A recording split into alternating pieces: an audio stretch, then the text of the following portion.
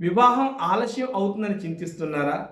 అయితే జాతక ప్రకారం వివాహం ఎప్పుడవుతుందో తెలుసుకుందాం. ప్రతి మానవుని యొక్క జాతక చక్రాన్ని మనం పరిశీలించినట్లయితే 12 స్థానాలుంటాయి. అందులో ముఖ్యంగా మన వివాహానికి సంబంధించి 7వ స్థానం. దాన్ని కళాత్ర స్థానం అంటారు. దాన్నే భార్యాస్థానం అంటారు. ఇప్పుడు కళత్ర స్థానాధిపతి కూడా బలవంతులై అంటే బలంగా ఉండి జాతక చక్రంలో ఉన్నట్లయితే వారి దశ అంతర్దశలు జరుగుతున్నప్పుడు వీరికి ఖచ్చితంగా వివాహం అవుతుందని మనం చెప్పవచ్చు.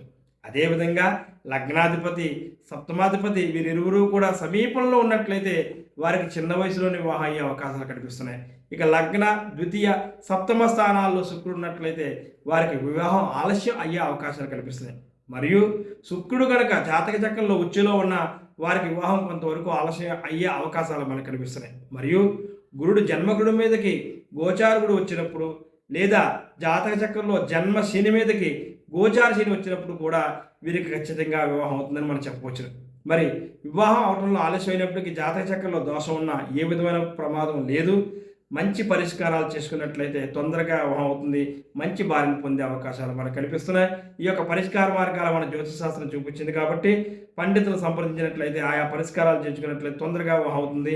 మీ యొక్క జాతక పరిశీలన కొరకు కింది నెంబర్ని సంప్రదించండి.